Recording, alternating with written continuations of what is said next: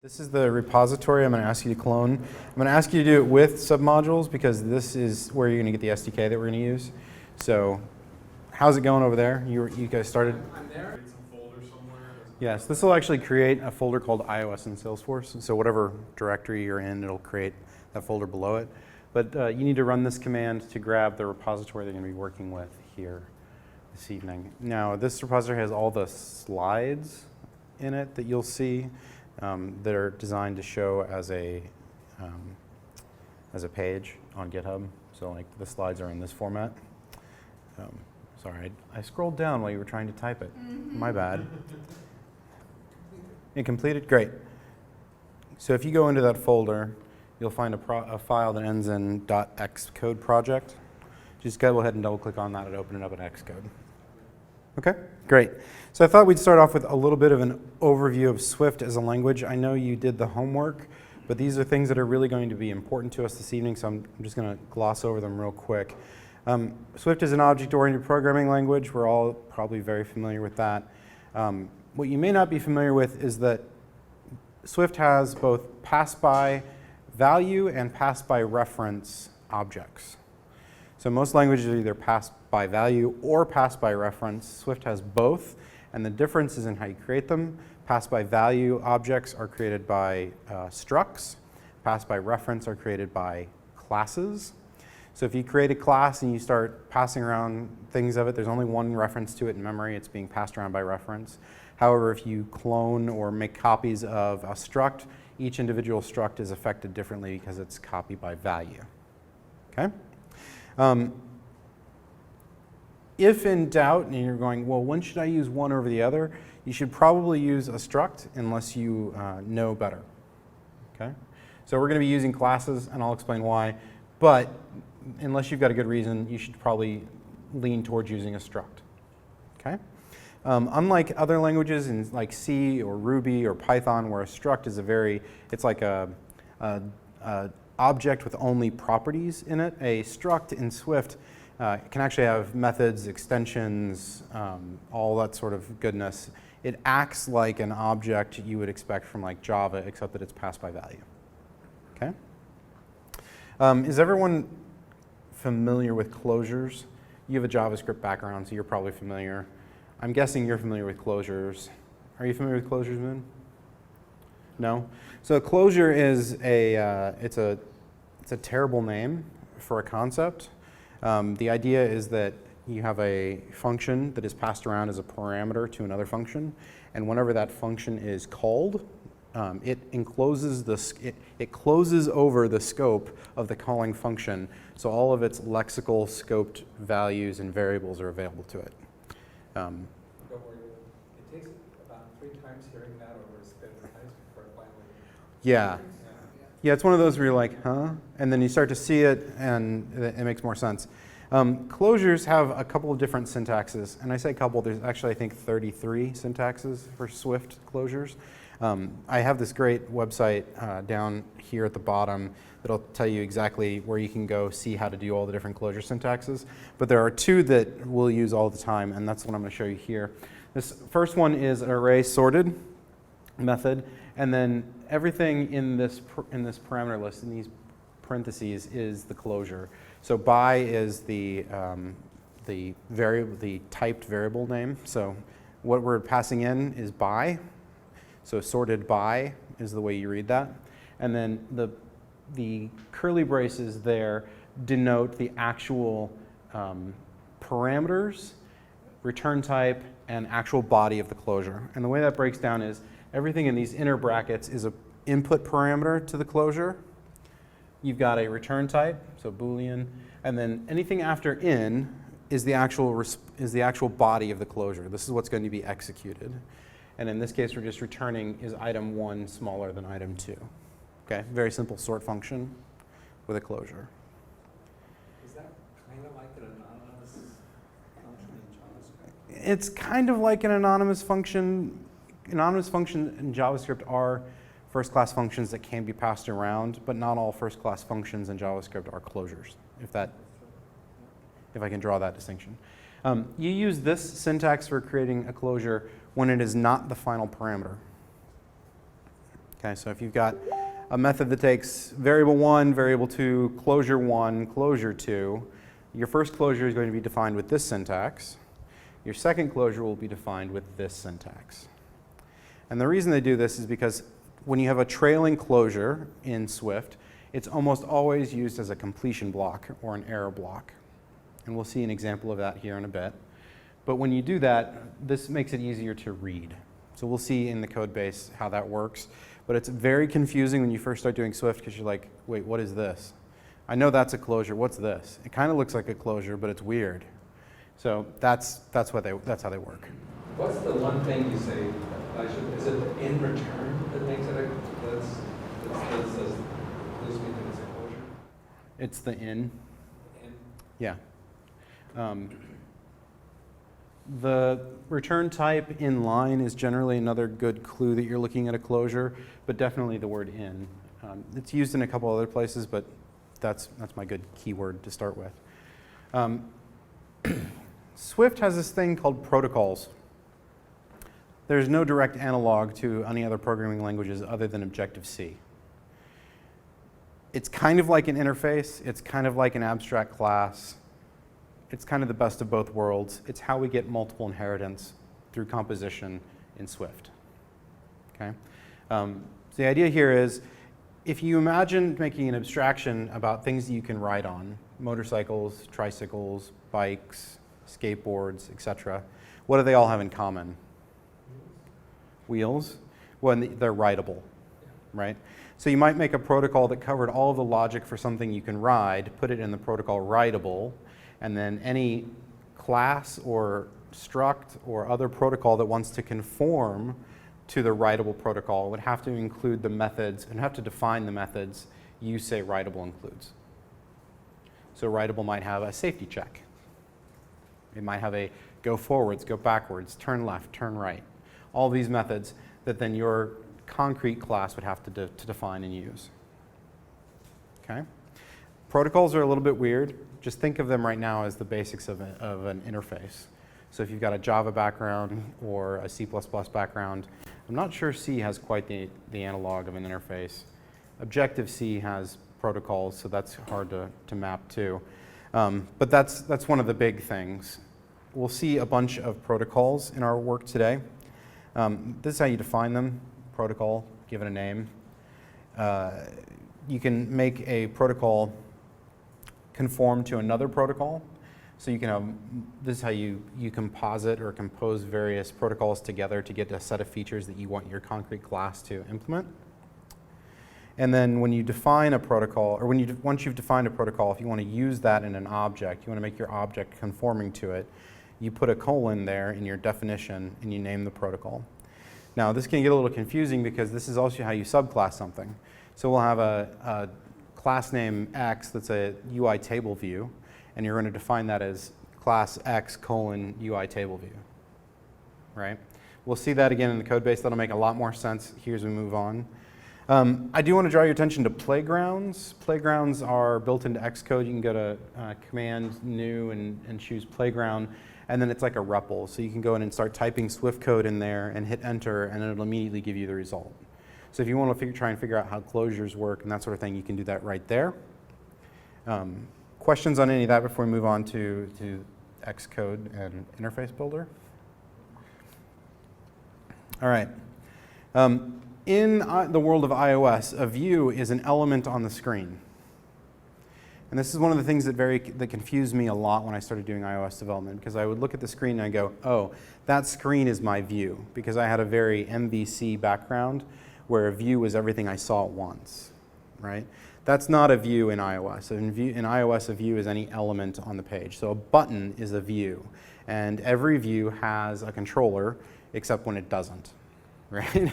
And this is one of those confusing rules. Most every view you see will have a controller, but sometimes you'll have a view that will have a delegate, and then you can assign that delegate to any class you want. Okay, you're delegating the controlling nature of this view to something that you control, and you do that through the delegate property. So one of the things that we'll see here is we're going to create a UI image picker controller, and that has a delegate that we're going to assign to our current class. And we'll actually be using this here in a little bit. This is code from our project today. But this is an example of how you'll end up with a view that has a controller, and then you're going to have to turn around and set its delegate to something you control. This is Apple's way of saying, hey, there's some work that needs to be done, and we know what it is, and we're going to define an interface for it. But instead of doing it as a protocol, we're going to do this as a delegate methods.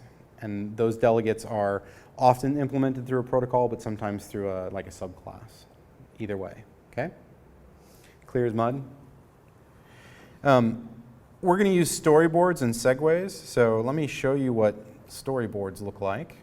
This is the storyboard for our app that we're going to build. And when you look at storyboards in iOS in Xcode, you'll see what are called scenes. Each one of these represents a scene. A scene is what I traditionally thought of as a view from my MVC background. So when I looked at this and I said, oh, that's a view, but it's actually a scene composed of a hierarchy of views. Okay? And what you see in each scene is a template of, it's like a scaffold of the view hierarchy that you're going to see. So we know that by looking at this that we've got a table view for each one of our views, our scenes here, and then each of these is using prototype content. And we'll come back to what that means here in a bit. But when you talk about storyboards, the storyboard has a canvas, and all of your scenes fit onto the canvas. You can control the different scenes individually, and you can drag and drop things on the canvas. So over here on the left, we've got what we refer to as the storyboard navigator.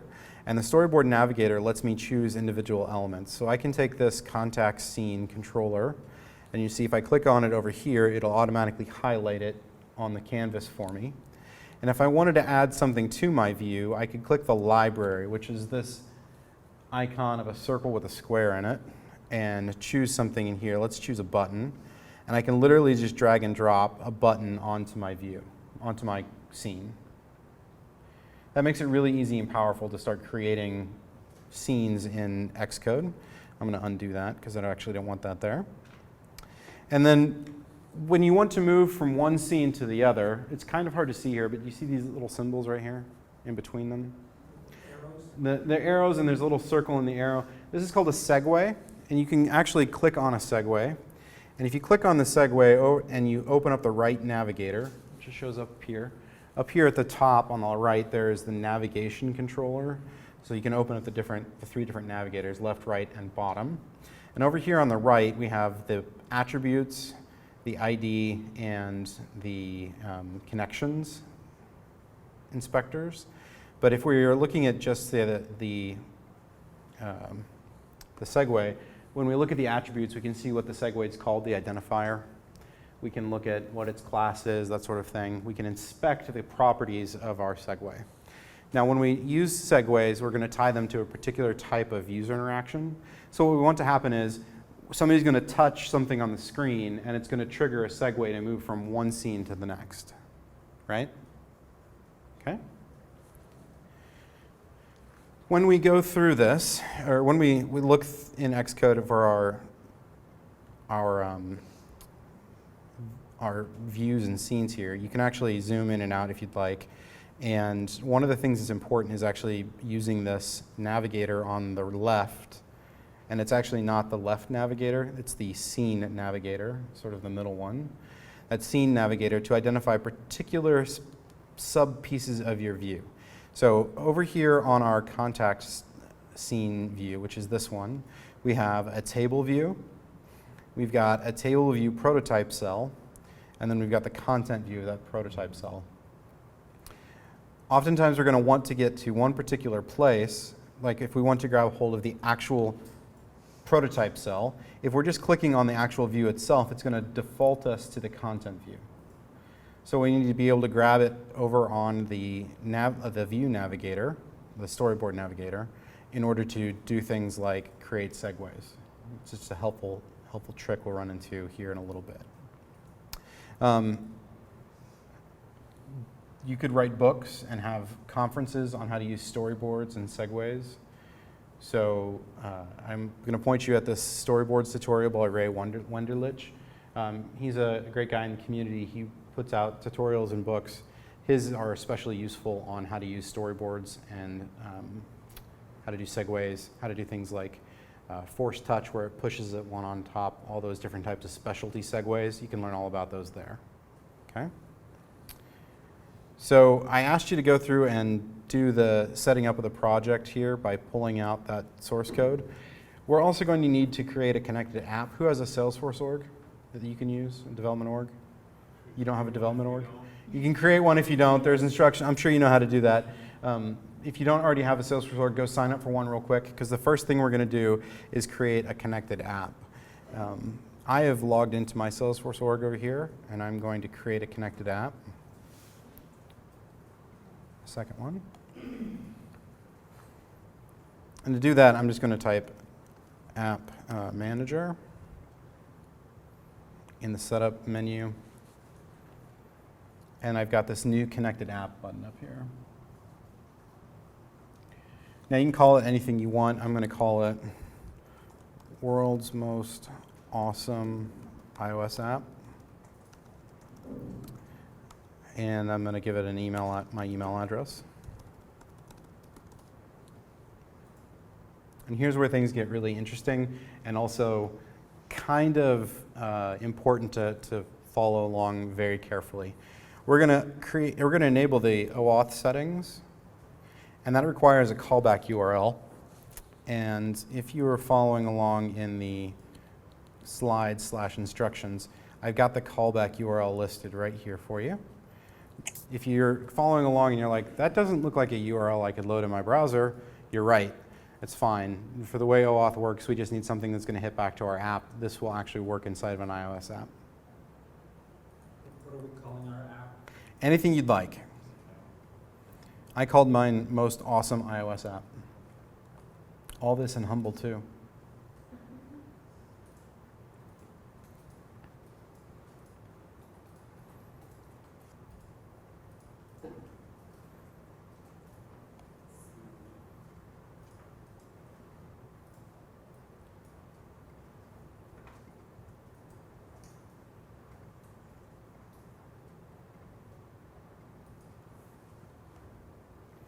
Now, once you've put your callback URL in, there are 3 OAuth scopes that you need access to. And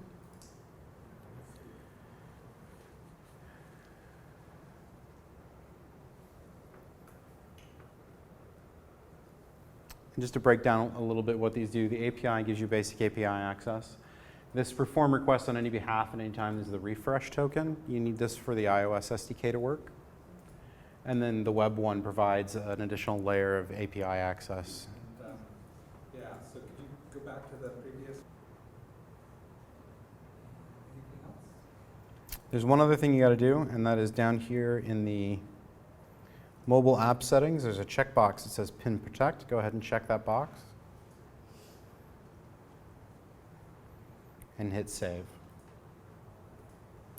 I don't think we do a great job documenting them. I discovered the hard way when I was QAing this project that we don't say anywhere in the documentation for the SDK that you need perform requests on your behalf at any time, but the SDK will not actually work without it. And if you're wanting to not like try and type this all out, if you go to the URL up here, this stuff is all available online for you to copy and paste. Like here's the URL, and here's the 3 OAuth scopes you'll need. And it's set up like a wizard right now. We're on step 3. But all right, so I'm going to go back and I'm going to click save.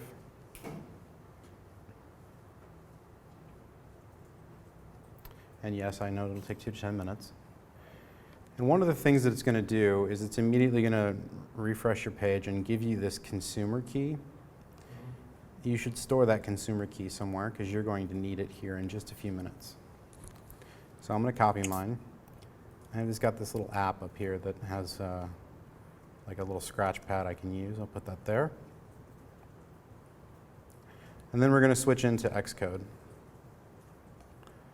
We're going to start looking at the boot config plist. Now, unfortunately, Xcode has a bug where I can't zoom in on I can't zoom in on a plist. I don't know why. But if you open the bootconfig.plist, you'll see this exact same thing on your screen. And we're looking for the remote access consumer key. A plist is a property list. It's a key value store.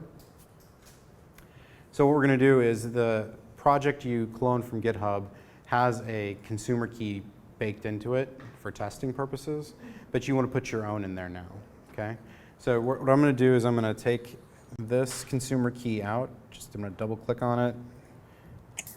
Command X. We should just paste in our own? Yep, paste in your own.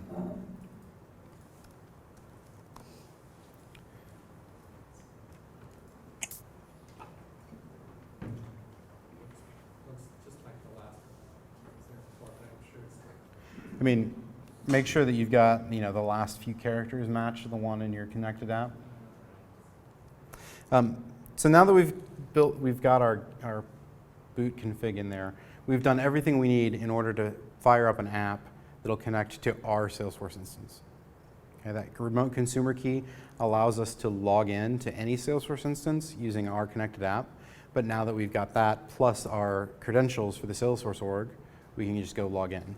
So what I'd like us to do real quick, and this may take a second, is to hit Command R. And this is going to run your project. You may get depending on how your Xcode is set up, you may get a, hey, you can't do this right now type thing. If so, let me know. But it should fire up a simulator. And then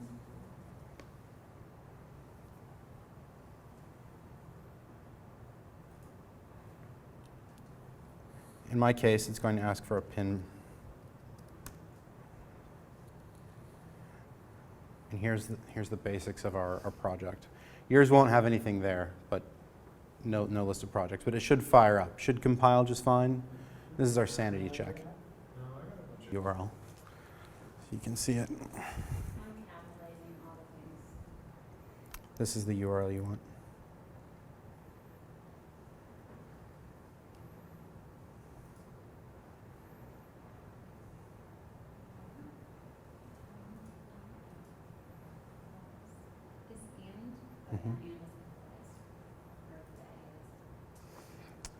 And then go to step 3.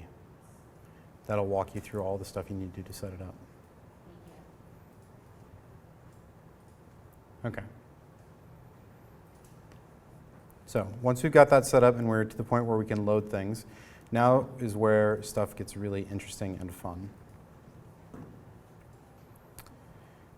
First thing we're going to do is we're going to talk a little bit about how iOS apps boot.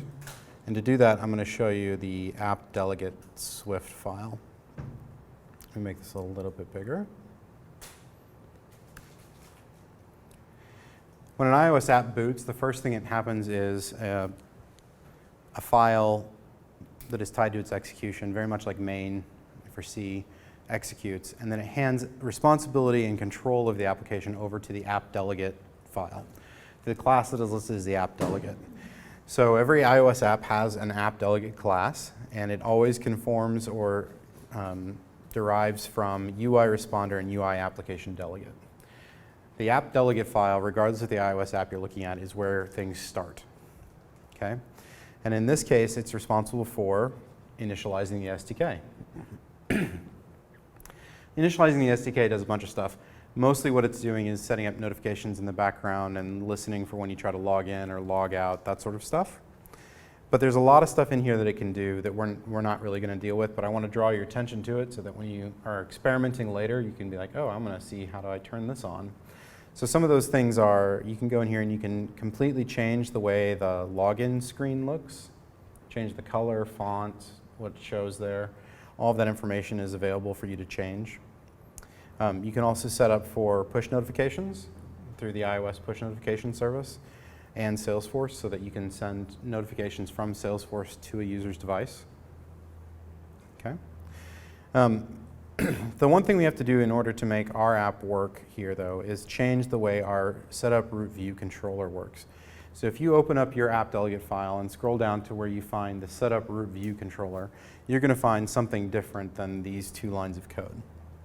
you need to make yours look like these 2 lines of code. So let me blow this up a little bit. Now it's 3 lines of code, but you get the idea. And what these are doing here is instead of what you have, which is just saying, hey, I'm going to create a view and manually load that view onto the screen, we're going to say, hey, I want to load a storyboard. We talked about and we walked through the storyboards. So we're going to load the storyboard and we're going to say fire up the storyboard and go to its initial screen in the storyboard. That's what this first line does. So we're going to grab the storyboard from main. We're going to instantiate the initial view controller from the storyboard. And then this self make key invisible is telling iOS to actually take that view hierarchy we've built within the storyboard and actually display it on the screen. So this make key invisible is similar to like a React render statement, if you've ever done anything with React. If you're like, hey, now actually go paint the screen, that's what that does. Okay? Now, this is one of those that you need to basically copy and paste. And I know I'm not a big fan of copying and pasting when I'm trying to learn how to do a development project. So we're going to get to the point where you're not copying and pasting. But to get us set up and stuff, copy and paste this part. You'll find that you can also see access to that in the documentation site that I gave you. It's also there. I'm going to get a sip of water.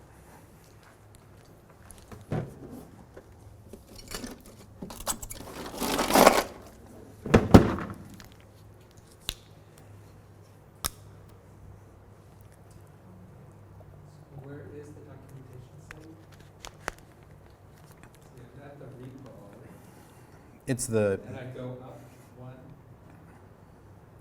So if you're here at the repo, it is the iOS, it's the GitHub site version of the repo. So if you go and look at this URL, I don't know how to make that bigger. Here, let's see if I can do it this way. There you go. Does that make it a little bit easier to read?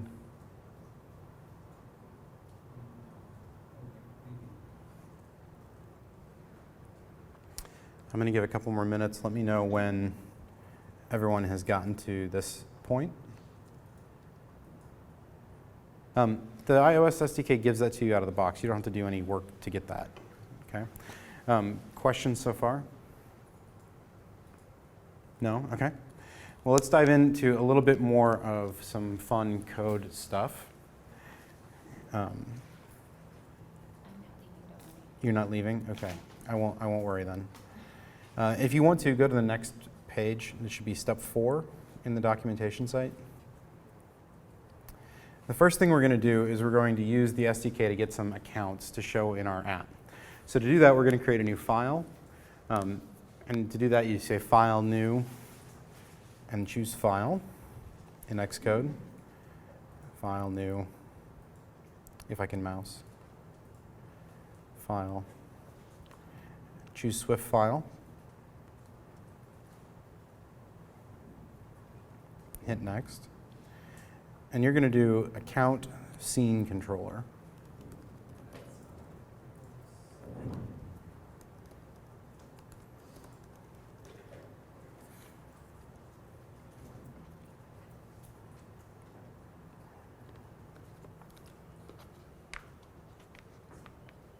Account scene controller 2. Mine is 2, but Okay, here, Account Scene Controller.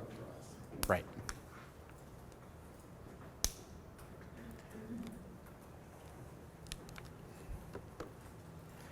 Now we got to get our hands dirty and write some code. So the first thing we're going to do is we're going to import UIKit. Apple has a naming convention. So it says there's already a Swift controller exists. It actually helps. Okay, so we're going to import UIKit. Apple has this convention where they provide you massive libraries to do all sorts of things, and then they name it something kit. So their machine learning kit is ML kit. Their AV, their AV audiovisual stuff is AV kit.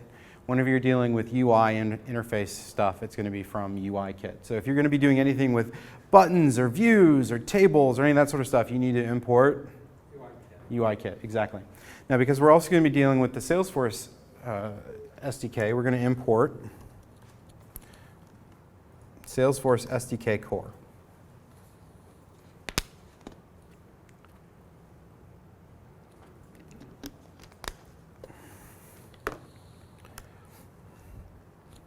And this is where we get into the first part of Swift. So we're going to do class. I'm going to call it Salesforce kit? no. No, and you would not be the first person, nor will you be the last person to ask about that. So we're going to... Yes.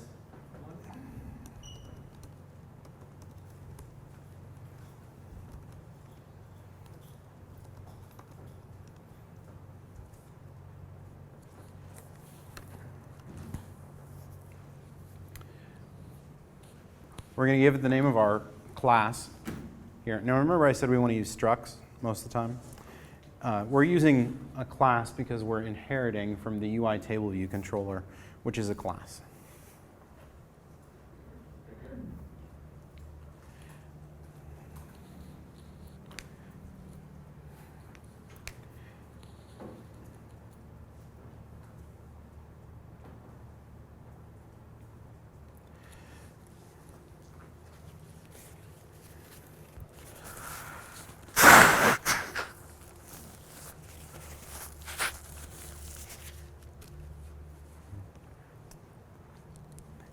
Now, when we get data back from Salesforce, we need a place to put it. So let's create a variable.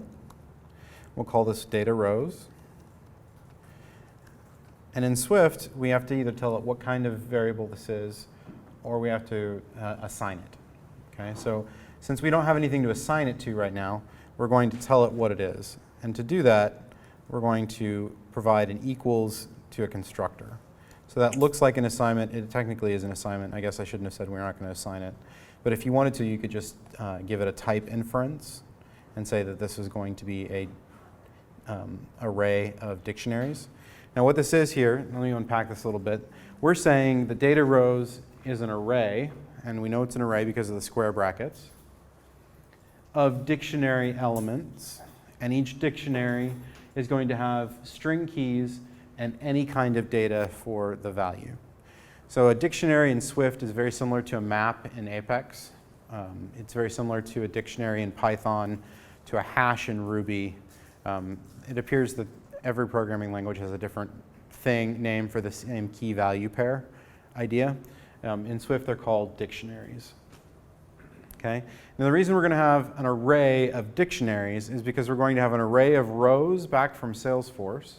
And in each row, we're going to have key values for the different bits of data, the columns coming back from Salesforce. Does that make sense? That way we can say, hey, give me the 5th row ID. Or give me the 4th row's name. Okay?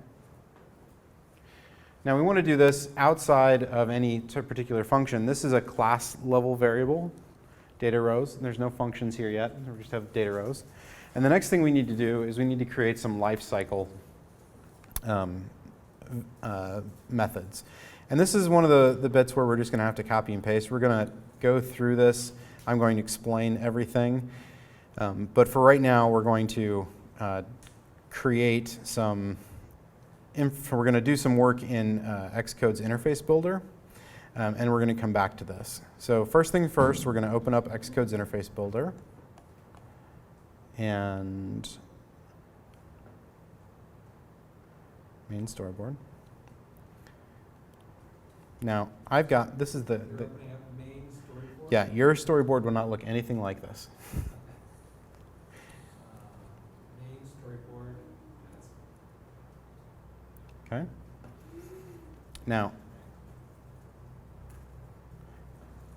I've got first scene, second scene, and tab bar. yeah, let me reset this file.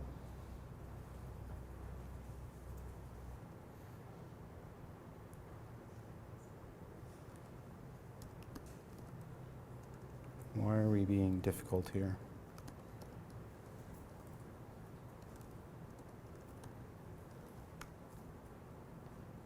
All right, so what we're going to do, the first thing we're going to do anyway, is we're going to clear off our entire storyboard canvas. So the easiest way to do that is to start clicking on things in the storyboard inspector and hitting delete key. First view, All of them. all of them? Yep, all of them. We're going to go back to nothing. And then we're going to use the library, and we're going to drag from the library a navigation view controller. So I'm just going to click navigation controller, drag over here.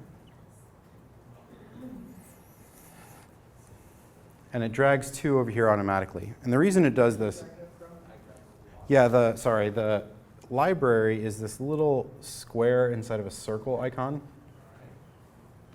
And you can type in there to narrow it down. These are all the objects you can drag onto the canvas. I just search for nav, and it's navigation controller that you're going to pull over. Now, when you drag a navigation controller onto the screen, it actually gives you 2 scenes. One of them is the first scene that people will see. The other one is this thing called the navigation controller. And for all intents and purposes, we're not going to do anything with the navigation controller. Okay? We're just going to, it's going to be there. We're going to leave it alone.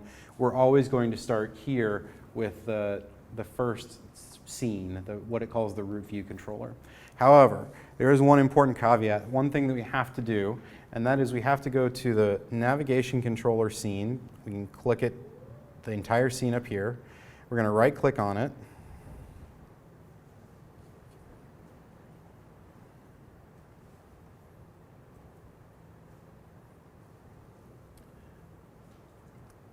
And then open up the inspector on the left.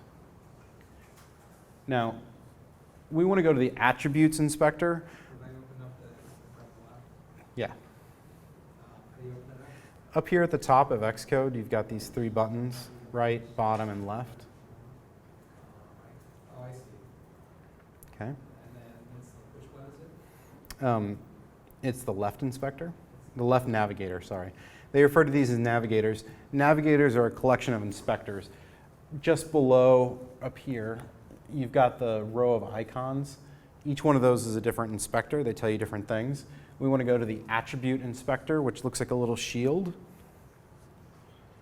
And one of the options we have for the attribute inspector is this checkbox that says, is initial view controller.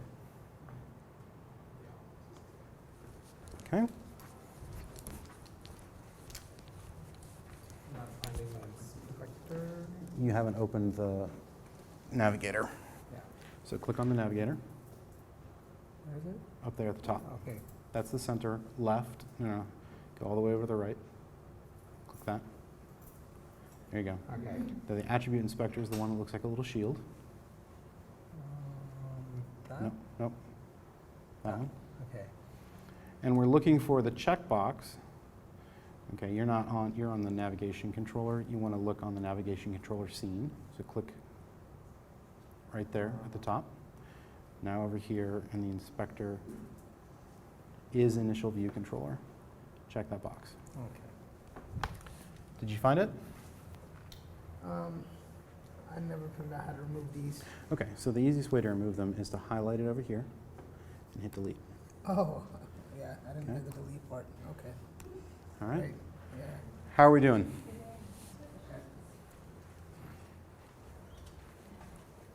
Did you get the I'm sorry, what? Where did you get the template for the project? Ah. I went to the one website, I guess. iOS and Salesforce. iOS and Salesforce. Okay. When you clone this, make sure you clone it with submodules. With someone else. Okay. Okay? What's weird?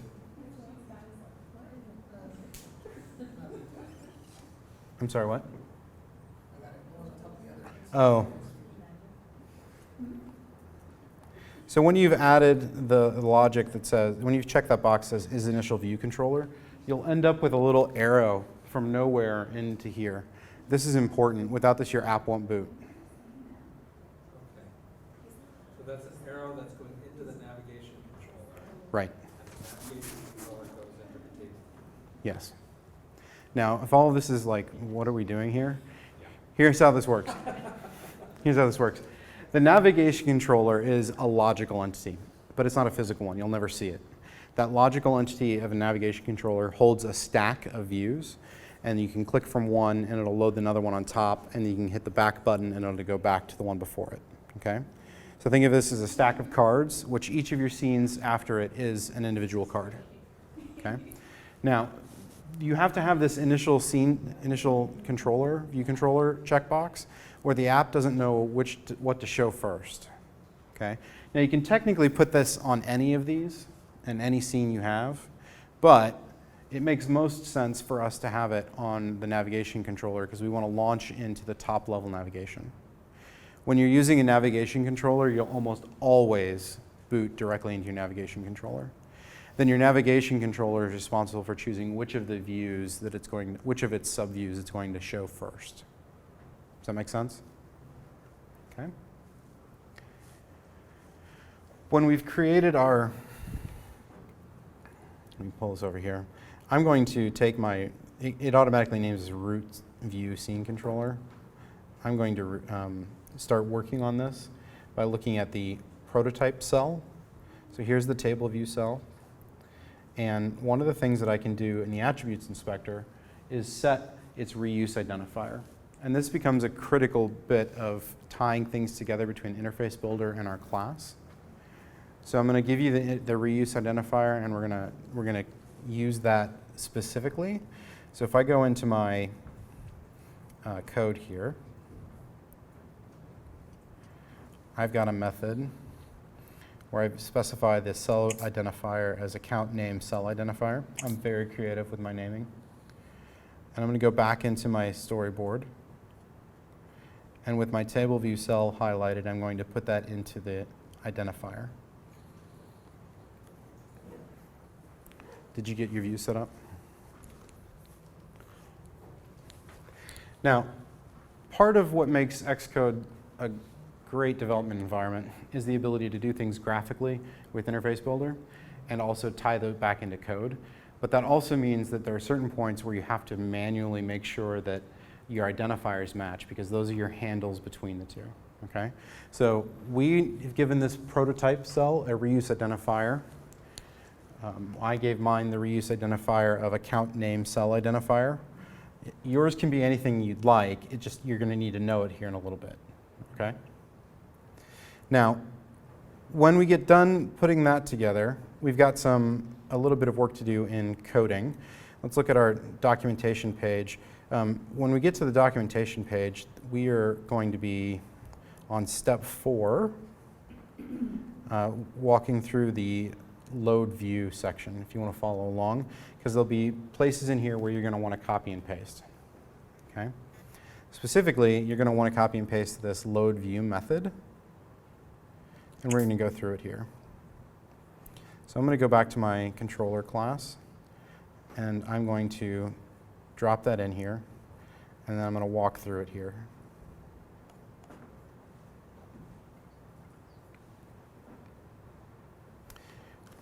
The view lifecycle in an iOS app has a bunch of different methods that it calls in a particular order.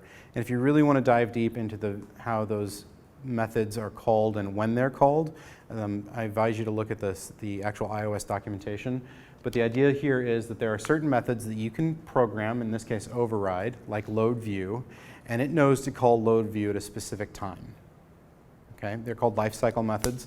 And this load view one gets called whenever you're about to actually draw something on the screen.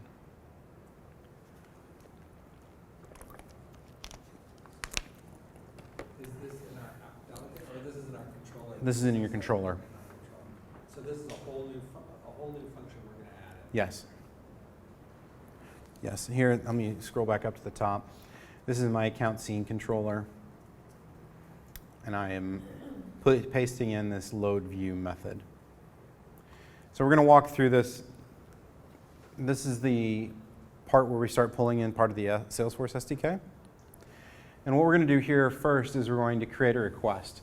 Now, the let keyword in Swift creates a constant. Once we've given a value to this constant called request, we can't change it.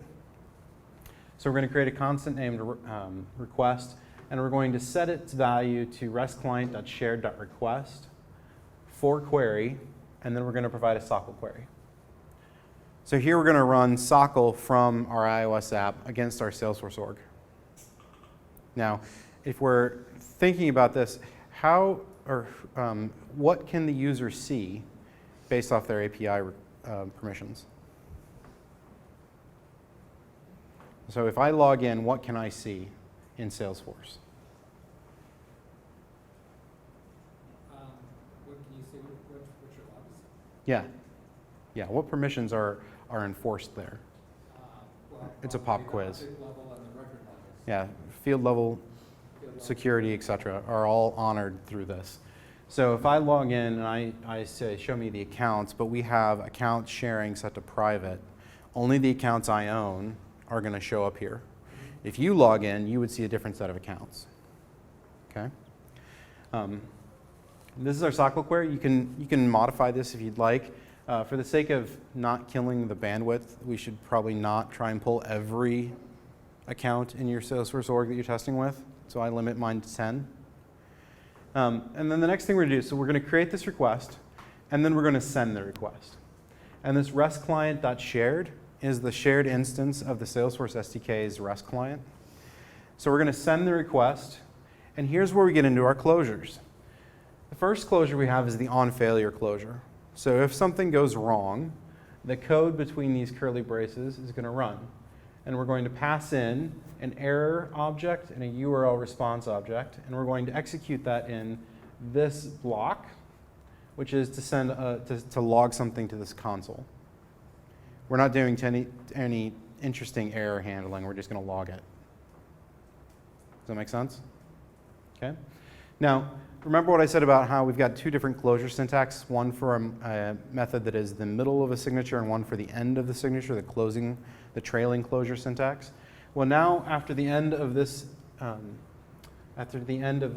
error handling closure, we have a trailing closure. It's going to pass in an object for response and URL response. And here's where we're going to actually parse the data that Salesforce hands back to us. Because API requests are governed by the speed of the network, whether or not we have a network, all that stuff, we have no idea how long this is going to take, right? So all of this is done asynchronously. So what happens here is we say, okay, we're going to go get this information, we're going to send off the request. When the data comes back, we're going to run our completion closure, our on completion step, and we're going to say, let's look at the data. So if we have a response, and this is a guard statement. Is anybody familiar with a language that uses guard other than Swift? Yes? Oh, with Swift? Okay.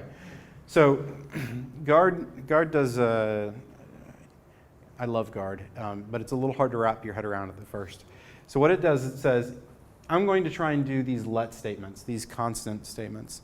And if these constant assignments work, so if I can assign strong self equal to self, and I can assign JSON response as the response object I pass in casted to a particular type of dictionary, and if I can cast the result to the JSON response of records as an array of dictionaries, then I can continue. Otherwise, I'm going to return. Okay? So a guard says, if I can do this stuff, great, we're going to move on. If I can't, then we're going to return, or we're going to throw an error. Okay? The trick with a guard statement is once your guard hits the error clause, once something fails, it cannot complete the method. Okay? So the idea here is you're going to make sure that everything is sane before you move on. Make sense? I love guard statements. I use them everywhere I can, but for a while I was like, what am I doing? What is this? It's very different than what I learned in my Java background and in my Ruby background. And the else statement here is just a return. Now, when we get down here to line 32, we have already gotten past this guard statement. So because the guard statement is passed, we have access to strong self, to JSON response, and to result throughout the rest of the method, or well, through the rest of the scope. And what we're going to do with those is we're going to call this dispatch queue main async, and we're going to send our data rows variable the result. Why do we do that asynchronously?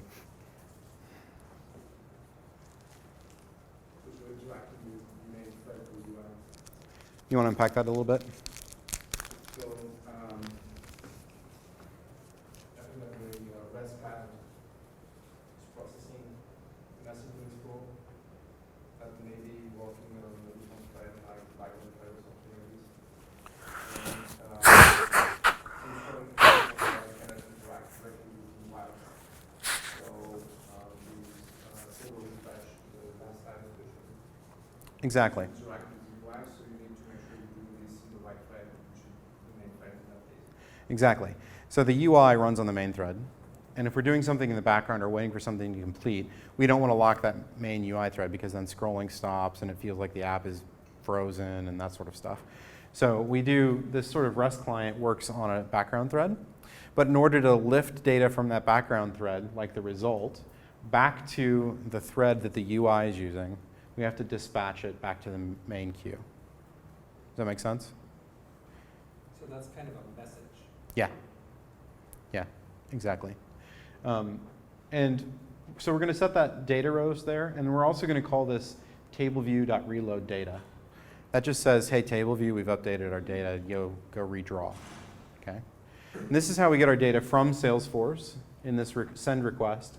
We're going to parse that to pull out just what we want, because we get a whole bunch more information back from Salesforce than just our records. For instance, we get the number of queries we have left until we hit our API limit, that sort of stuff. Okay?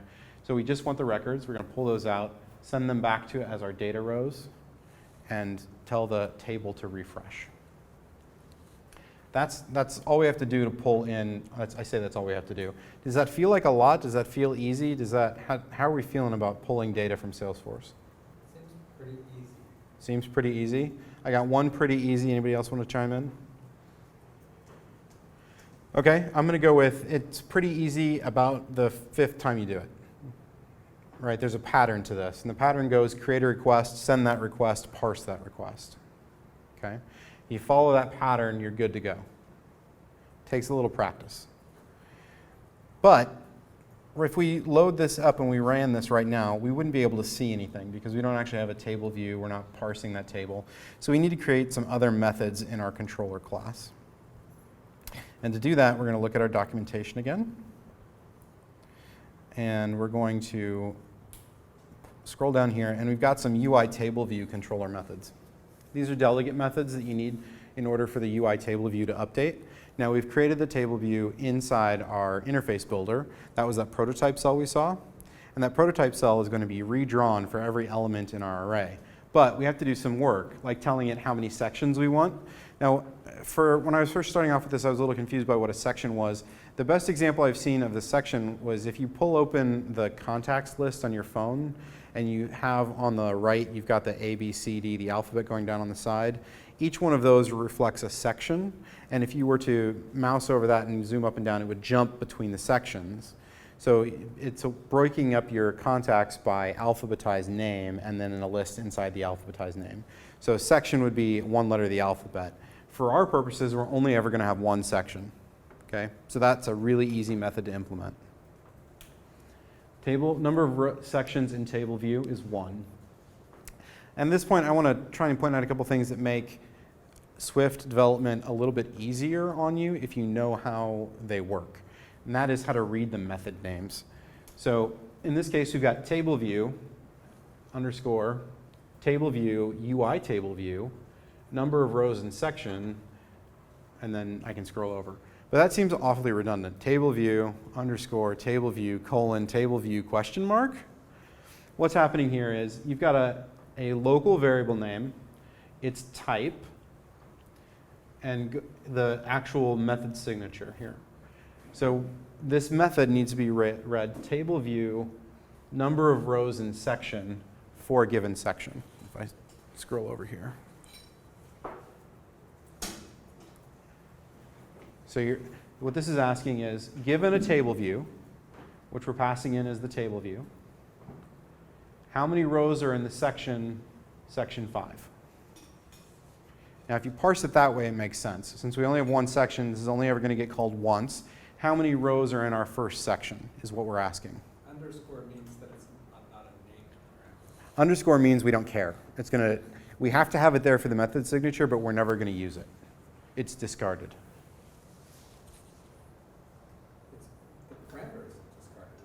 Yes. Because This is discarded. There's no way to use this after the method signature. This is saying, I don't care about this. You're going to give me something, and I need it there for the compiler to understand that you're going to give me something, but I'm never going to use it. Okay? So when we have one section in our table, and we need to know how many rows are in that section, how do we do that?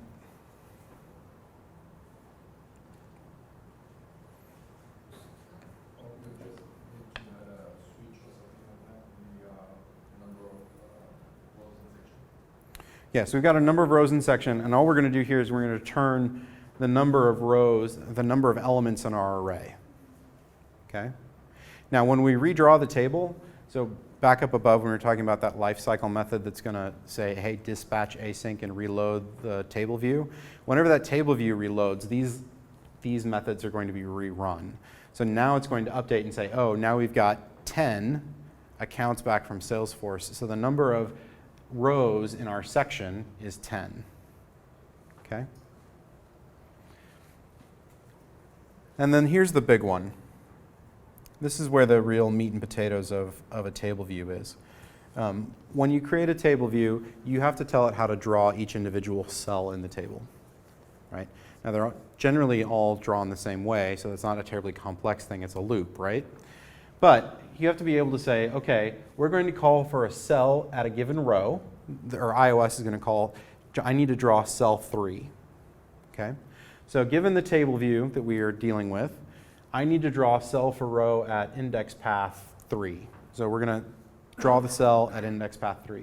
How do we do that? We're going to create a cell identifier. And remember how I had mine account name cell identifier? This is where your cell reuse identifier in an interface builder has to match your code. Okay? So you can copy and paste mine, but you had yours slightly different, so you need to make those names match. Okay?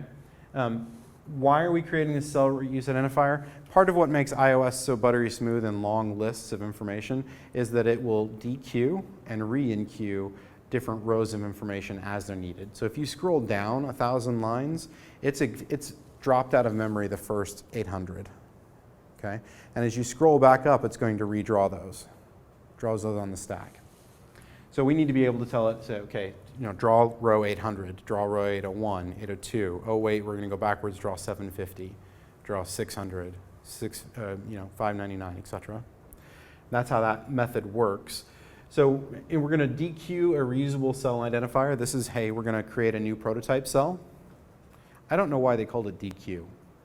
That's just a quirk of the way they named it. But we're going to dequeue a reusable cell identifier with that cell identifier that we named above. Now we can do all sorts of interesting things here. We can put an image in our cell, or we can go through and we can pull out information to draw in our cell, which is what we're doing here. So we're going to say, given data rows for our index path, for whatever row we're drawing, we want to say, hey, create our text label for the cell equal to the value of the name key from our object. This is how we draw the word name, for wherever our account name is, into our cell. So when we run our app and we're looking at this, each one of these represents a prototype cell that we've dequeued and then put the name of the account in there in that cell. And that's how we pull those out. Now that gets us as far as this. So if we copy and paste that code here into our controller and we rerun it, we should be able to get to this. So let's take a break there, stop there, see if everyone's on the same page. There you go. That is pretty fun. Yeah? That's pretty fun. Yeah. Okay, it's going to get even more fun. So in the class that we copied and pasted, I showed you how to grab data from Salesforce and how to draw that into a table. Okay? There's one other thing we need to do in that first class before I can hand it off and ask you to do the exact same thing for some other data. Okay? And that is we need to be able to transition from this view into a view of the contacts for that account. Because what we want is we want to be able to say, okay, show me all my accounts here, that's fine. I'm going to click on Gene Point. Oh, Edna Frank is my contact at Gene Point. I want to be able to click on Edna Frank and see the contact details. I also want to be able to go back and say, let's show United Oil and Gas Singapore and see that I've got 2 there and choose Liz, or no, go back and choose Tom. All right, so I want to be able to navigate around and see contacts for the account and for a contact to see their details. So to do that, we're going to use a segue. If I can get back to Xcode here. And to do a segue, we're going to set up an interface builder, a bit of pre-work, and it looks like this. So here's our existing storyboard. I'm going to add a new table view controller by dragging and dropping. And I'm going to set this, I'm going to use the inspector. Stop there. So where do we grab from? And From the library. from the library, and it's a table view controller? Yep.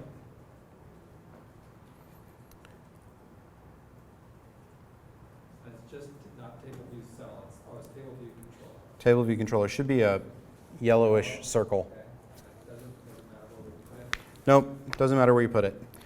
I tend to try and put mine linearly so I can follow along, but it's up to you. When you have your table view controller there, highlight it in the navigator, the storyboard navigator, the entire controller scene, and use the ID inspector of the left-hand navigator to set its class. And so I'm going to choose contacts scene controller. And here's where this gets real fun. We're going to create a segue from the prototype cell on the account scene to the contact scene. And the way we do that is we choose the account name cell identifier, and we control click from there. Sorry, let me click on the right thing.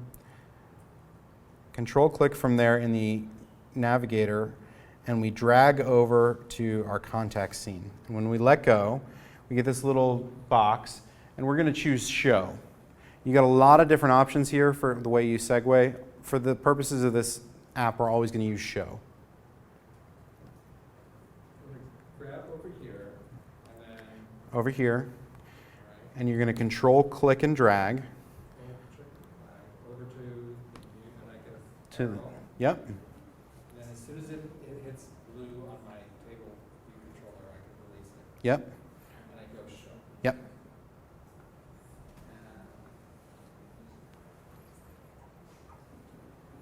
Okay. It says prototype cell. Yep. Now, we can highlight our segue here, and we're going to use the attribute inspector on the left, and we're going to give this a name. Now, I like to give my segues names telling me where I'm going. So what I'm going to do is I'm going to call this one to contacts scene controller. Set that definition there. And again, if I highlight over it, it should be able to tell me what my identifier is. So I'm going to highlight my segue, and it's going to say, okay, to contact scene controller. That's the visual side of things. Now, in order to program what we want our app to do on the other side, on the flip side, in our class, we're going to go to the account scene controller.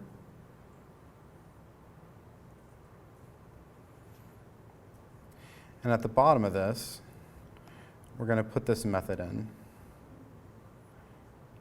And this is on the documentation site, so you can copy and paste it. Prepare. It's called prepare for segue.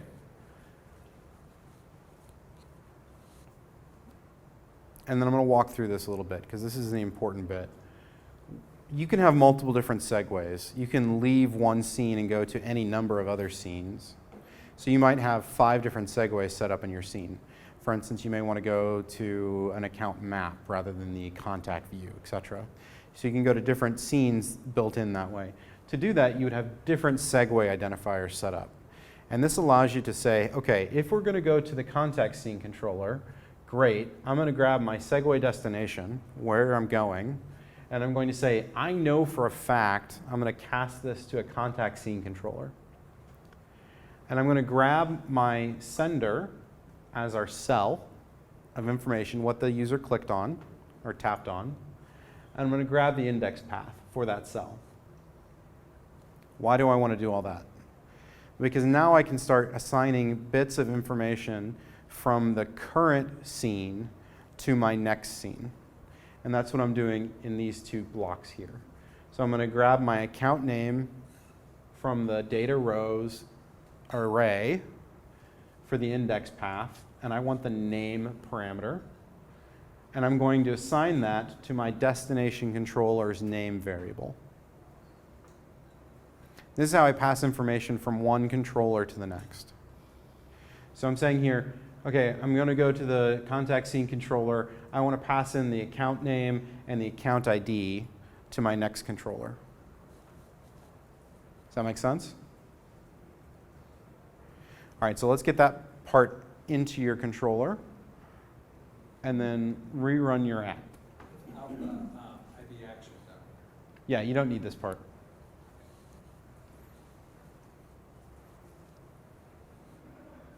Questions?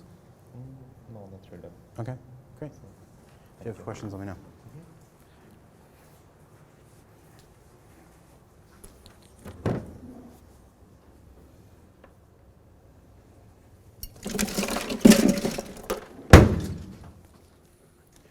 Folks, we got a lot of beer in this cooler, and I just want to point out that none of us have drunk any of it yet, and that clearly means we're doing it wrong.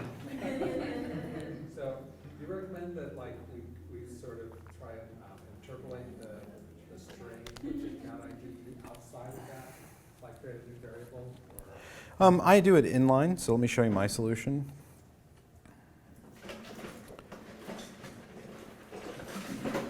This is the way you do string interpolation in Swift. Crucially, the single quotes are for sockles purposes, not for Swift.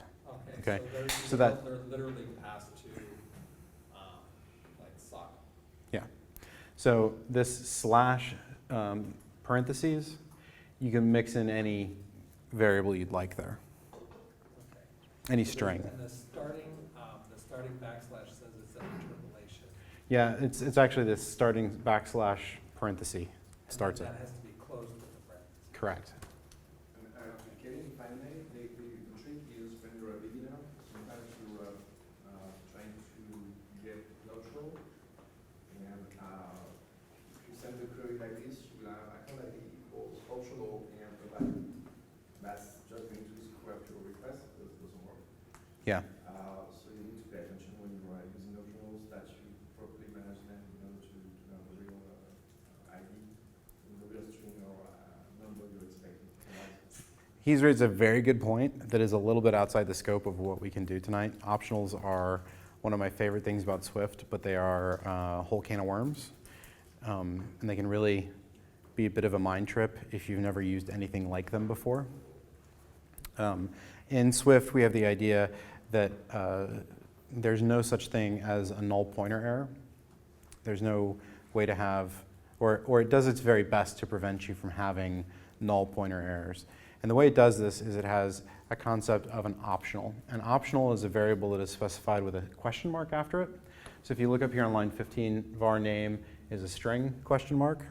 That means there may or may not be a value there. And an optional works like this. An optional either has a value or it has none. Okay? And so when you end up with a variable that is an optional like string, you have to unwrap that and say, do I have a value or not? Okay? And the way you do that in some places is with a bang. Okay? There are different ways of unwrapping optionals. Again, they're a little bit outside the scope of this, but for this purpose, what we're doing here with the bang is saying, I trust that I'm going to always have passed in an account ID, so you can ignore the fact that I've said that this account ID is an optional. Okay? We're just going to treat it as if there's always a value. Okay, so you put the string question mark up there. Yeah. So I don't have a question mark, so I don't need the bang. You will need to put the question mark there because Swift is going to yell at you if you don't. Okay? So then I have to put the bag. Mm-hmm. Now, we're at the part of the exercise where we've done this and we've walked through the account logic to show the accounts. We need to do basically the exact same logic. Grab some data from Salesforce, present it in a table view for contacts, having passed in that account ID. And the way we do that is you're going to create that contacts scene controller, and you're going to basically clone your accounts controller, account scene controller, but you're going to change this logic here so that you're pulling, show me all of the contacts where the account ID equals X. And you're going to pull that X in from your segue. So again, I'm going to put my solution up here for just a little bit to show that this is the crucial logic that's changed. And I'm going to let you have some time to work on this to get the contacts showing. And then also, once you've got the contacts showing, I want you to create the segue and move to the details of the contact. Does that make sense?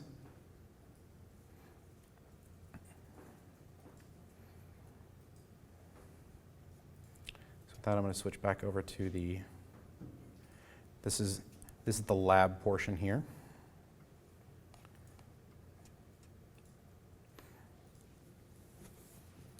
And I encourage you to ask many and often questions, early and often questions. Also, drink beer.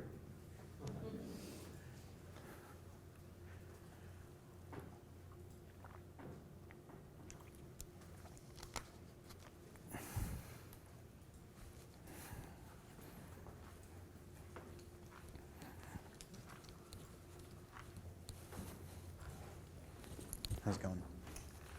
No initializer, so. Scroll up. Put the question mark on name as well. Oh, okay. Okay. So Swift won't let you have a name without giving a variable that is not an optional without giving it an initial value. Okay. And you can do it, but you also have to initialize that value before doing anything else. That's what that error means. Okay? All right, now you should be able to run this. Well, finish fleshing this out with your table view stuff, and you should be able to run it. Okay. Let's see, so what do I need? So this is gonna, there's my query.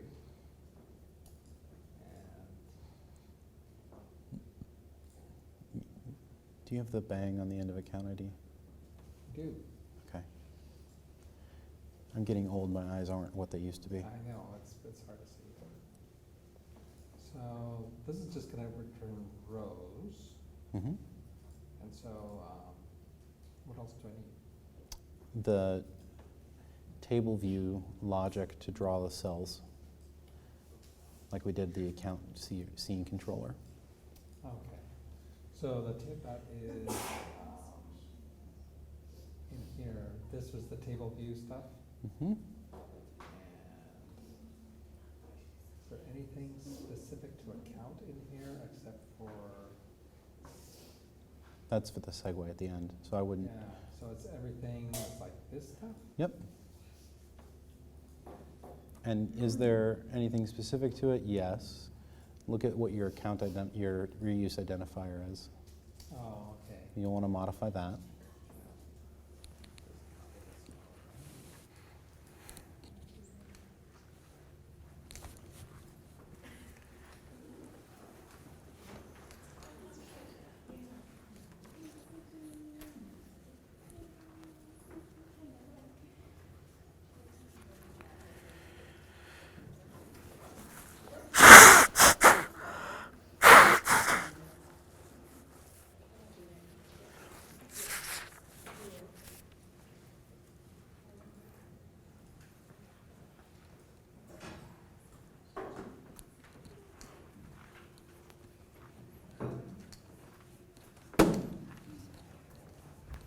How you doing?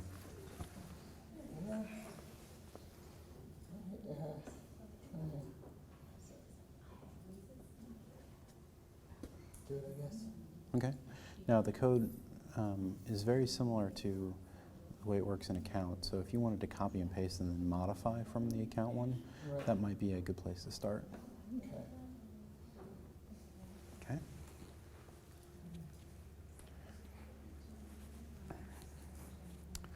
So you write iOS code every day? Yeah, Cool. Do you work with Salesforce's SDK?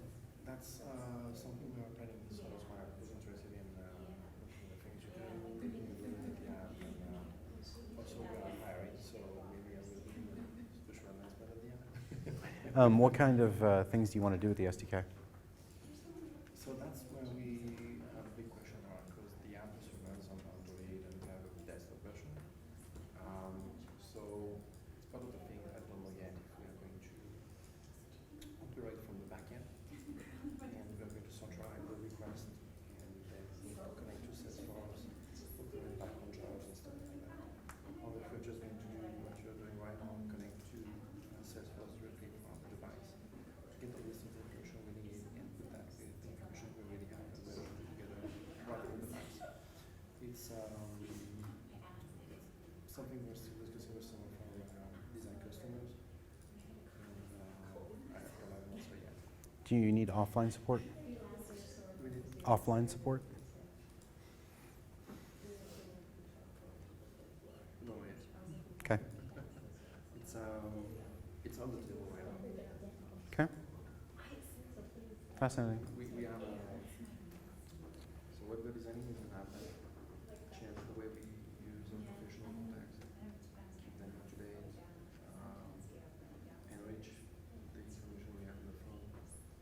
So that's why maybe we can do it connect to Salesforce and get that information to you. Now if you're moving to another company who's responsible with the turnaround, those kind of things we need to make sure we manage properly. Gotcha. Fascinating. I can show you after if you want. Okay.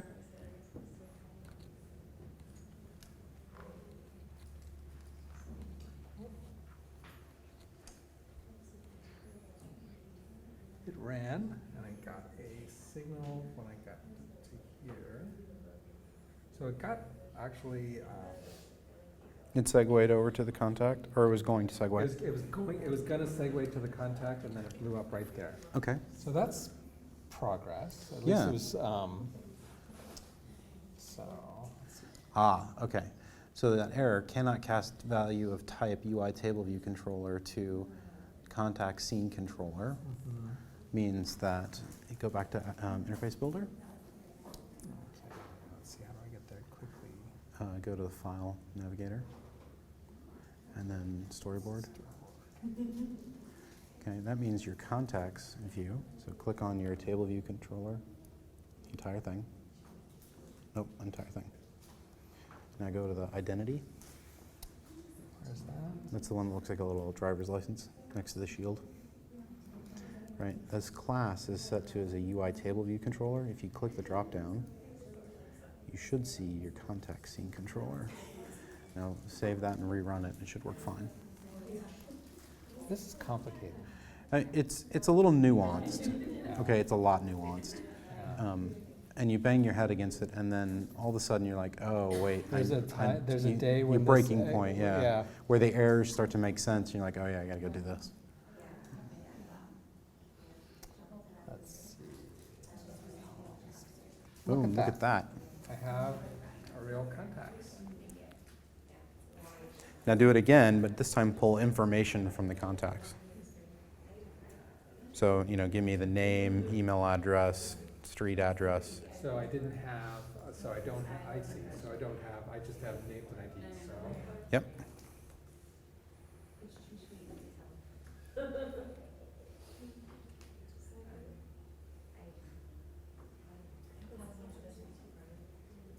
So is there any way that I could do this string here or like, it'll just keep wrapping around? Like, there's no way I can put a carriage return in there. No.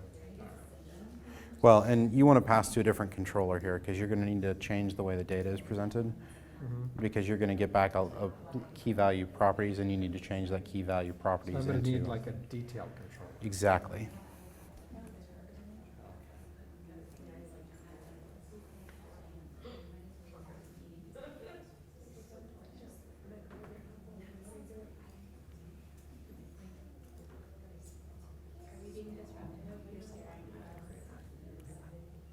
Sorry. file.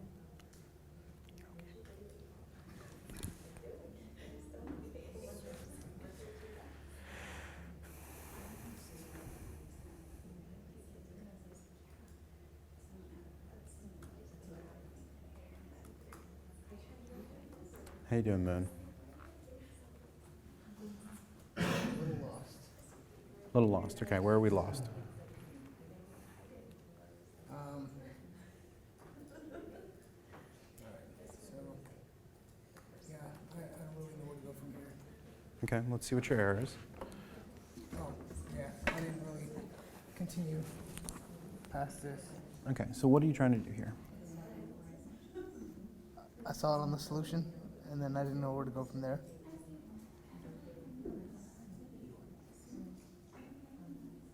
The if let name equals self dot name. Yeah, Um, wasn't really sure what that was for, but yeah, I would just get rid of it. all right. And the few lines there, because the line, that curly brace is gonna. Yep. Okay. I would get rid of the curly brace. That's not needed. This one isn't? Yep. This is not needed, right here? Right. Okay. That's better. Okay. Okay. So this is our pattern. We're going to create a request. Yep. We're going to send that request, and we're going to parse the request, the results from Right. the request. Okay. So this is our context controller. So we've set up our new query. We're going to pass that data in.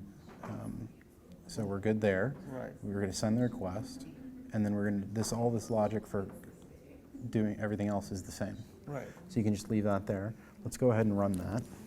Okay, so it's okay leaving these names in the same, Mm-hmm. okay. And then all this all needs to be, Well, this is all going to be very, very similar. That you're going to need to change the account to contact. okay. Hold on, so let me just double check. Mm-hmm. Nope. Okay.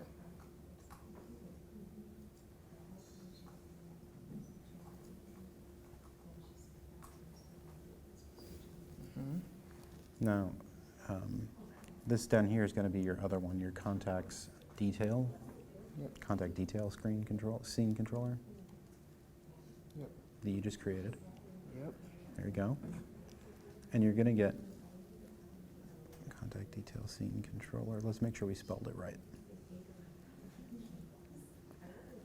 Yeah, that's right. No, make sure you spell the file name right. Oh, you need to actually give it a class here. So class, contact, scene. So import UIKit and Salesforce. Ah.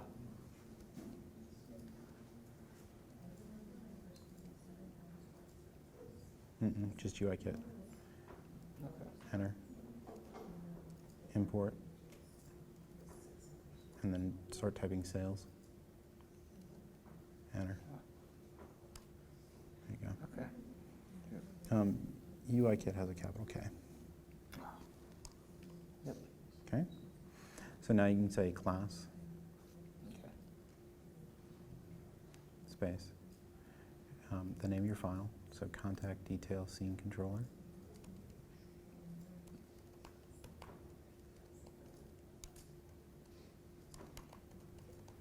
Colon.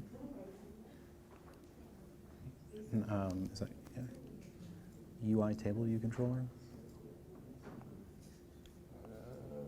Yep, there. And then do opening and closing parentheses. Okay. Or not parentheses, it's curly braces. Yep. Okay, go and save that. All right. Oh, that's a good question. Just save it. Mm-hmm. I haven't saved any of these, so Command S will save it quickly. yeah. Okay, Probably save all these. so let's look at this one. Contact detail scene controller.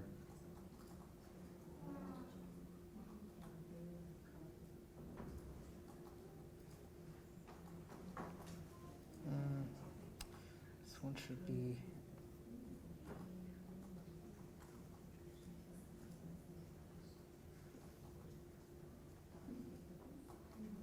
Try hitting Command B.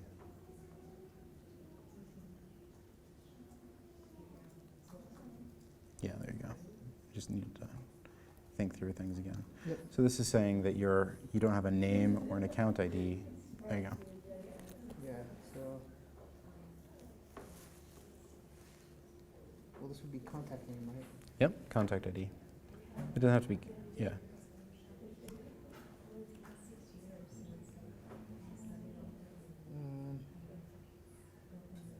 Contact ID, yep.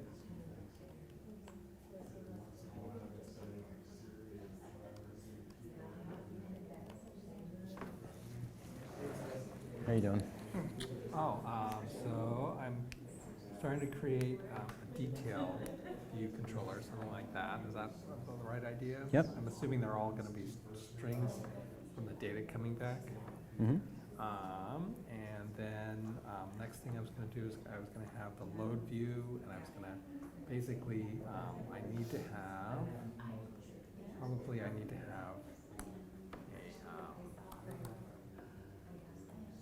oops. Name.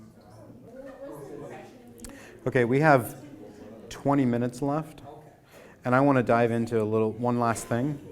So I'm going to move us forward a little bit, and that is to go and look at using some fun hardware sensors. So for this, we're going to actually take and use the camera on the phone. And we're actually, because we're using the simulator, we're not actually going to use the camera. The simulator ships with a certain number of images in it that show up in the camera roll whenever you're using the simulator. So we're going to create some code that is going to allow us to go and snag an image and then upload that to Salesforce. And the use case here is we're at a client meeting. We've got the ability to pull up the contact's details, and then we're going to click a button and add a picture to the detail. Right? Fairly straightforward. And the way we do that is we're going to use this thing called the UI image picker controller. Apple is famous for its very long, verbose class and protocol names. So we'll see this kind of thing a lot. What we're going to do is on our detail controller, we're going to add 2 delegate protocols to implement. The UI navigation controller delegate and the UI image picker controller delegate. And I'm going to not highlight those so you can read them. But you need to put those into your contact detail class, and it'll look like this. The difference between a protocol and a delegate is basically that a protocol doesn't do anything, but a delegate actually does something.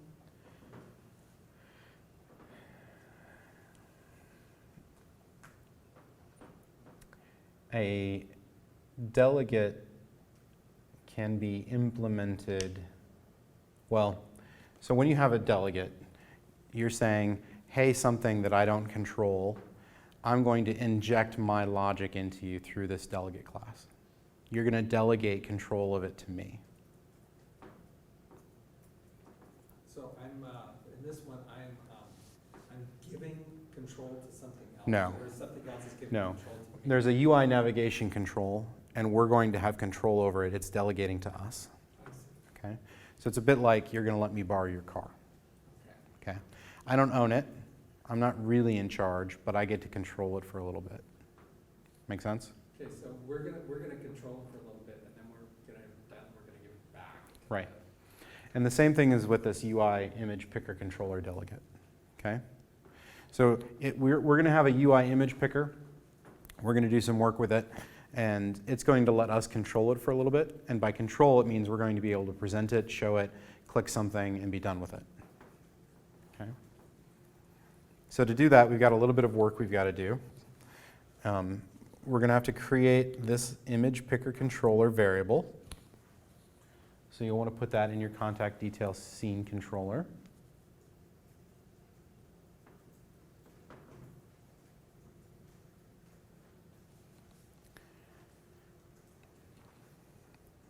And we're going to add a couple of methods. Let me scroll down to where they are.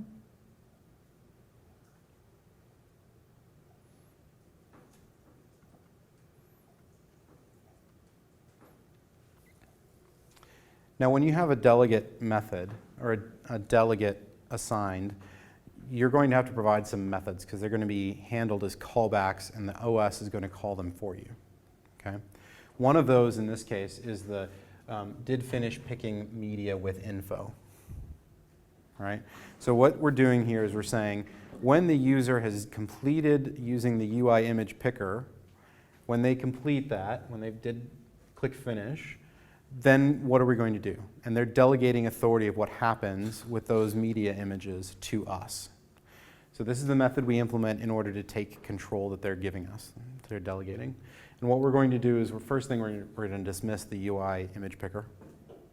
Right? We don't want it on the screen anymore, so we're going to get rid of it.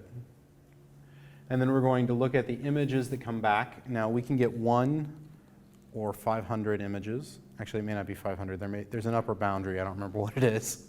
But we get a bunch of images from here, and then we're going to iterate over them. And we're going to make sure that we have a contact ID. And we're going to create an image attachment request. And we're going to relate that image to a particular contact ID. And then we're going to send that request, which will result in us creating a file attachment in Salesforce associated with that contact ID. So that's the meat and bones of it. Let me show you what that actually looks like when you're running it. So here's my sample code.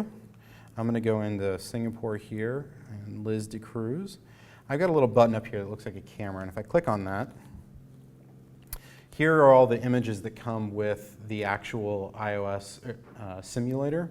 So I'm going to say that Liz is this wonderful field of flowers. And I click on that, and it dismissed it. And what it's doing in the background that we don't have any sort of thing to show you is that it's actually uploading that photo. So if we look here in our logs, you'll see, hey, we completed the upload of the photo. Now if we go into our Salesforce org,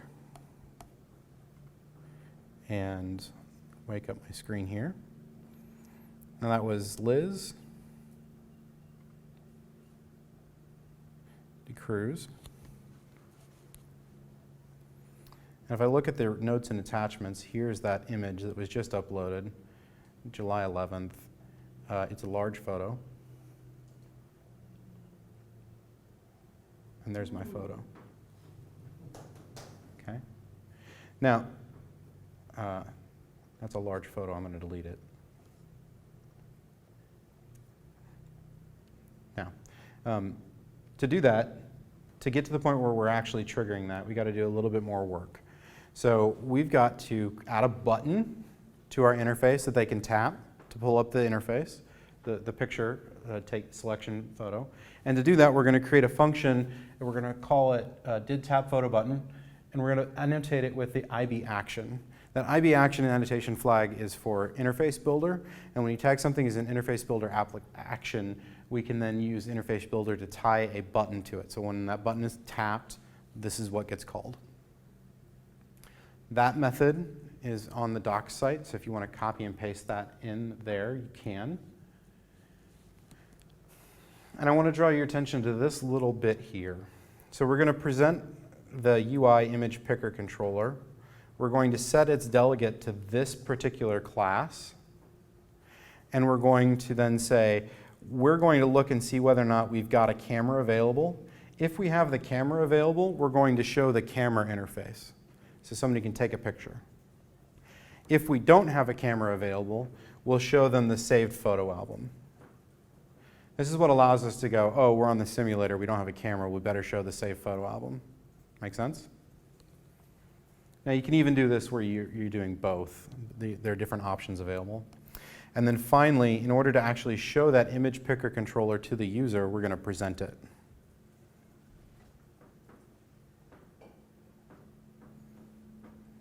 Any questions on that one?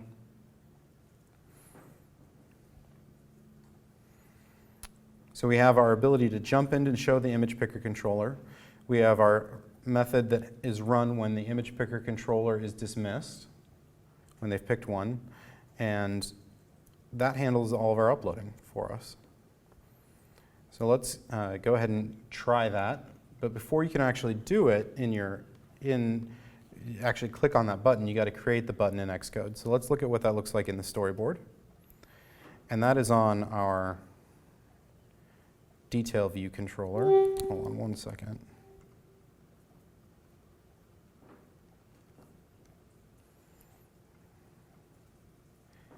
So here's our contact details scene. And I've got my little icon up here. Now to get that icon up there, excuse me.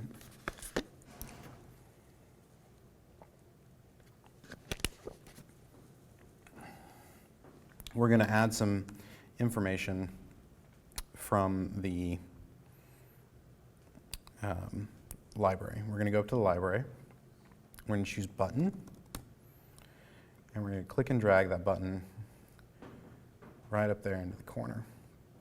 And we'll use the inspector, attributes inspector, and we'll choose the system item from custom, which would allow us to choose our own icon, to the actual system camera icon. Now that we have a button there, we can then use the connections inspector, which is the one that looks like a circle with an arrow going out of it. And I'm going to choose my entire contact detail scene. And this contact detail scene and the inspector, and I know this is really tiny, I apologize. There's not a way for me to blow up this particular pane. But one of the things that it shows me here is all of the received actions. Now those received actions are any of the methods in the class associated with this that have that IB action annotation. And because I have one of those in there, did tap photo button, I can click on this circle and drag it over to the button I want it to trigger. So let's do that.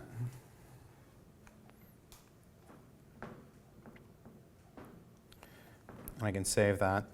And now when I run it, whenever I hit that button and tap on that camera icon, it's going to present that modal to me. It runs that method. So let's try and get that working in your apps, and then we'll call it a night. No pressure. We still have beer. Are you saying the beer is going to help? I mean, It can't hurt?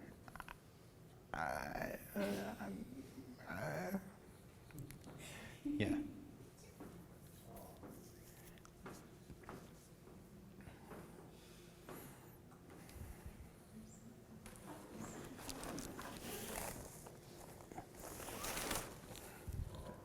So how hard would this be to do without the SDK?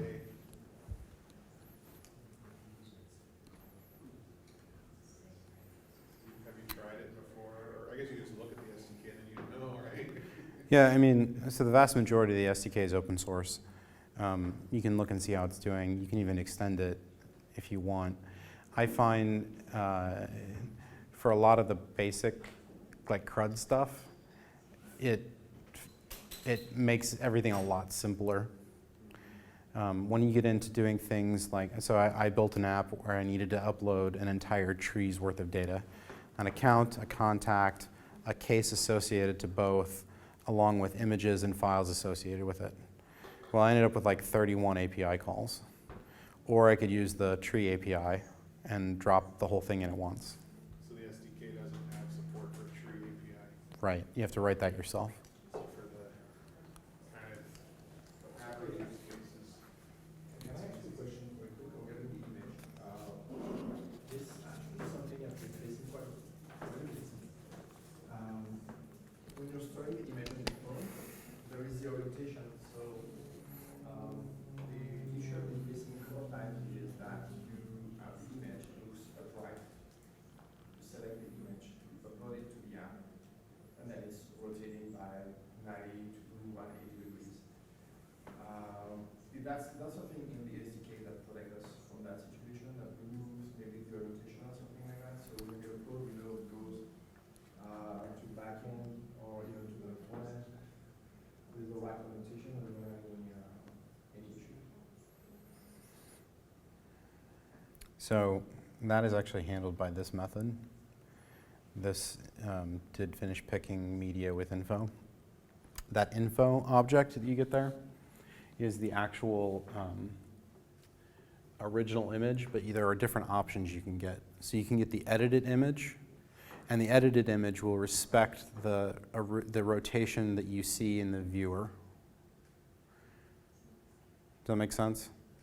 Okay. Right, and it's options for what you're pulling out. So if you get the UI picker controller original image, you get it as the sensor took it, right? If you get the edited image, you get any cropping, filters, all that sort of stuff, and the rotation that the user selected, right? I did the original image here, honestly, because it was from another app I did, and I needed to make sure it was the original image, and I copied and pasted this in here. You caught me. You can easily change that to the. Here we can do this.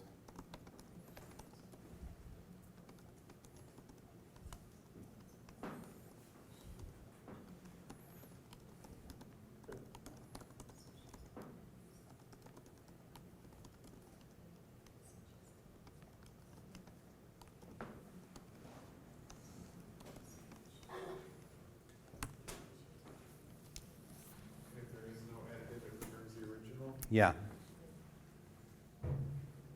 So it should be with that image. This image 2 doesn't fit. Yeah. No, I should do this. So that's all. Yeah. And that should work without issue. I just switched this app to Swift 5, and there's a bit of a bug with Swift 5 that they're addressing in 5.1, where the tooling for Xcode 10.2 doesn't understand the enums that you should be able to grab from info. Info is the way it, you know what I mean, where you can say dot, and then you should be able to do that rather than the string. But there's something with this, the way it's pulling it out of the image picker controller that it doesn't like in Xcode 10.2 with Swift 5. I filed that bug, and because I talked to the Apple guys fairly regularly, I hounded them about it, and they told me that it's a tooling issue. I mean, it should work just fine. It's just the compiler won't actually try to compile it because it sees it as a bug. Other questions on this? How are we doing on getting those, getting the Salesforce image upload to work?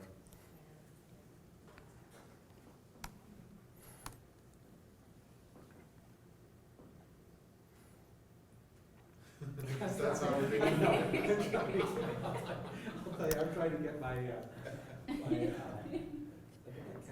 contact detail Okay. to compile. So I want you to be able to keep working on this. This documentation page that carries you through the various steps has all the code and everything you need to do.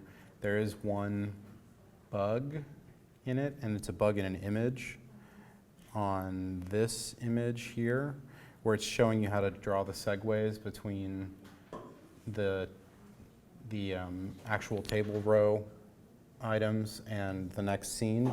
And I have you starting that up here on this little yellow dot, and that's wrong. You need to start it on the prototype cell over here. But that's the only bug I've found yet in the documentation. So you can feel free to walk through this and keep going as you would like. I do want to call it at 8 o'clock here so that our support tech staff can have a life. Yeah. But I can stick around for a little bit and answer any questions. I don't know when they're going to kick us out. Yeah, so we have to be we're supposed to be out of here at 8 with 15 minutes to Clean out. Okay. All right. Well, let's start that 15-minute teardown since it's 7:57. All right. Thank you very much for coming. Yeah.